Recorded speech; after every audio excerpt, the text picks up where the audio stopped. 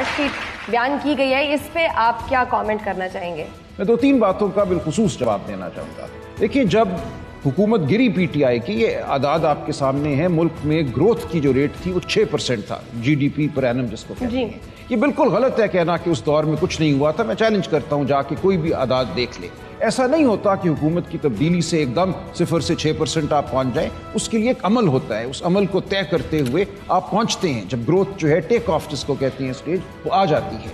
یوں ہی وہ ٹیک of stage ہماری آئی، حکومت کو گرا دیا گیا. حکومت کو اس لیے نہیں گرایا گیا کہ پاکستان کسی غلط سمت میں چل رہا تھا، بلکہ پاکستان حمیت کی جانب بڑھ رہا تھا، پاکستان ایک خودداری کی جانب بڑھ رہا تھا. پاکستان کے عوام میں، بین الاقوامی دنیا میں پاکستان کی جو حمیت ہے، پاکستان کا جو مقام ہے، وہ ظاہر تھا. آج آپ دیکھیے ہماری حالت یہ ہے کہ OIC نے ایک وفد تشکیل دیا پچھلے 2 ہفتے قبل غزہ کے حوالے سے. اس وفد کا کام یہ تھا کہ مختلف دارالحکومتوں میں جائے بشمول بیجنگ، اور وہاں جا کے تقاضا کرے کہ غزہ میں جو بربریت ہے اس کو روکا جائے. اس وفد میں پاکستان کو شامل کرنا مناسب نہیں سمجھا گیا.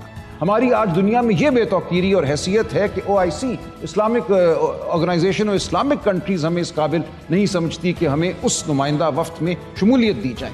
تو آپ اپنے آپ کو دیکھیے کہ ہم آج کہاں آ کر کھڑے ہو گئے ہیں. وجہ اس کی یہ ہے کہ باہر کی دنیا کو اور ہمیں خود اندر بیٹھے پاکستان ایک مذاق نظر آتا ہے. آج نظر یہ آتا ہے کہ یہ مملکت نہیں ہے، یہ ریاست نہیں ہے، یہ ایک ریوڑ ہے جس کو کبھی ادھر ہانک دو کبھی ادھر ہانک دو. اس لیے یہ لوگ جب آپ کے سامنے ہمارے بچے، ہمارے نوجوان تمنا کرتے ہیں، بہتری کی تمنا کرتے ہیں، تو آج کی ابتری کو دیکھ کر کرتے ہیں. یہ صرف معاملہ گروتھ ریٹ کا یا نالی گلی کو ٹھیک کرنے کا نہیں ہے، یہ خودداری کا معاملہ ہے، یہ خودی کا معاملہ ہے، یہ ہماری حمیت کا معاملہ ہے. اس لیے لوگ کھڑے ہیں. لیکن جو بات میر صاحب نے کی، میں اس سے بھی تھوڑا سا مکالمہ کرنا چاہوں گا. ایسا نہیں ہے کہ ہمارے حالات بالکل سنبھل نہیں سکتے، سب کا DNA ایک ہے، سب ایک ہی طرح کی ہے. PTI میں میری کو اب 1 سال سے انوالومنٹ ہے، اس سے پہلے نہیں تھی. میں 30 سال وکالت کرتا رہا ہوں. وکالت کے ذریعے ہی میرا کچھ قرب پیدا ہوا PTI کے مختلف لوگوں سے بشمول عمران خان صاحب. اور مجھے یہ احساس ہوا ہے کہ PTI کے اندر ایک مکالمہ اس وقت چل رہا ہے، ایک بہت بڑا مکالمہ اس وقت چل رہا ہے جس کا میں خود حصہ ہوں. میں وکالت سے آیا ہوں، میں ایک مڈل کلاس فیملی کا فرد ہوں، میں کوئی پدرم سلطان بود نہیں ہوں.